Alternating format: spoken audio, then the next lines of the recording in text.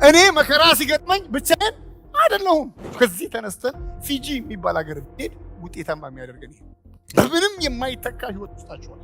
መንፈስ ቅዱስ የህይወት መሰረት ነው። ታዝኖ ጥሎ ይሄዳል የሚል ትርጉም ቴዎሎጂም የለም መጽሐፍ። መንፈስ ቅዱስ በውስጣችሁ እያዘለ አይኖር ምን ማለት ነው? አንድ አማኝ በሚበላ በሚጠጣ ብቻ ነው የሚታጠረው? ኖ። አማኝ ማለት ሱፐርማን ማለት ክሌም ያደረጋችሁ ፐርሰን አለ። አካላችንን የገዛ አይምሮአችንን የገዛ መንፈሳችንን የገዛ ህይወታችንን የገዛ የከፈለ አለ። የክርስትናችን መለኪያ ምንድን ነው? እግዚአብሔር ሃይማኖት ነው? ኤክስፒሪየንስ ነው? እግዚአብሔር ቃል። መጽሐፍ ቅዱስ የሚለንን ስንቀበል መጽሐፍ ቅዱስ እኛን የነደደ ህይወት እንድንኖር የተቀጣጠለ ህይወት። አማኝ ማለት የመለኮት ህይወት የተካፈለ የእግዚአብሔር መንፈስ ማደሪያ የሆነ ከክርስቶስ ህይወት ጋር የተካፈለ የሰማይ ቤተሰብ የሆነ ማለት ነው። ከአብርሃም ከይስሐቅ ከያዕቆብ ጋር ቤተሰብ የሆነ ማለት ነው። ከነ ጳውሎስ ጋር ቤተሰብ የሆነ ማለት ነው። እኔ መጽሐፍ ቅዱስ የሚለኝን ነኝ፣ መጽሐፍ ቅዱስ አይደለህም ያለኝን አይደለሁም። እኔ ልዩ ህዝብ ነህ ይለኛል።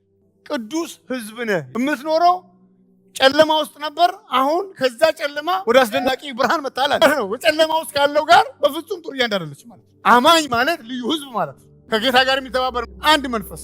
ይሄ አካል ከእግዚአብሔር የተቀበልነውን መንፈስ ማደሪያ እንደሆነ ይሄን አታውቁም ወይ? ይህ ስጋችሁ የእግዚአብሔር መንፈስ ማደሪያ ወይንም የመንፈስ ቅዱስ ቤት እንደሆነ አታውቁም ወይ? ይሄ መቅደስ ይሄ ቤት የመንፈስ ቅዱስ ነው።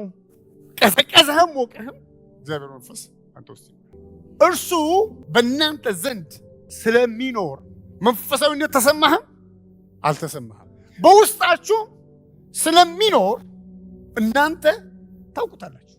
ለአንድ አማኝ ኃጢአትን መጨለጥ ፓስተሩ ከሚመክረው በላይ ራሱ እንዴት ክፉ እንደሆነ ያውቀዋል። ለአንድ አማኝ እባካችሁ እንደፈለጋችሁ ኑሩ ብሏችሁ ሰው ቢነግራችሁ መኖራችሁ የሰቀቀንና የሰቆቃ ህይወት ነው። አንድ ጊዜ በውስጣችሁ ያ ህይወት ስለገባ ዶርማንት እንኳን ብታደርጉት ሁል ጊዜ ይጮሃል በውስጣችሁ። መንፈስ ቅዱስ በእኔ ውስጥ ነው የሚኖር። በምትሄዱበት ስፍራ ሁሉ ብቻችሁን አይደላችሁ። ስትሰሩ ብቻችሁን አይደላችሁ። እኔ ስሰራ ብቻዬን አይደለሁም። ሳገለግል ብቻዬን አይደለሁም። እኔ መከራ ሲገጥመኝ ብቻዬን አይደለሁም። እኔ ደስ ሲለኝ ብቻዬን አይደለሁም። በማንኛውም ሰዓት አንቺ ብቻሽን አይደለሽ። የብቸኝነት ኑሮ እስከ ዘላለም ድረስ ከህይወታችን ላይ ተገፏል። ብቸኝነት ማለት ብቻውን መቆየት ማለት አይደለም። ሎንሊነስ ከውስጥ መፍረስ ጋር የተያያዘ ነው፣ ከግርግር ጋር የተያያዘ አይደለም።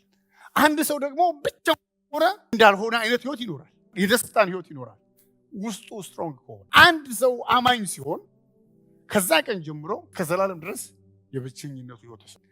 እናንተ የመንፈስ ቅዱስ ቤተ መቅደስ የመንፈስ ቅዱስ ማደሪያ ናችሁ። እኔ ውስጥ ልክ እንደዚህ ነው። ሳምባ አለኝ ብዬ እርግጠኛ እንደምሆን ሆሊ ስፒሪት በእኔ ውስጥ አለ የሚለውን እርግጠኝነት በውስጥ የታት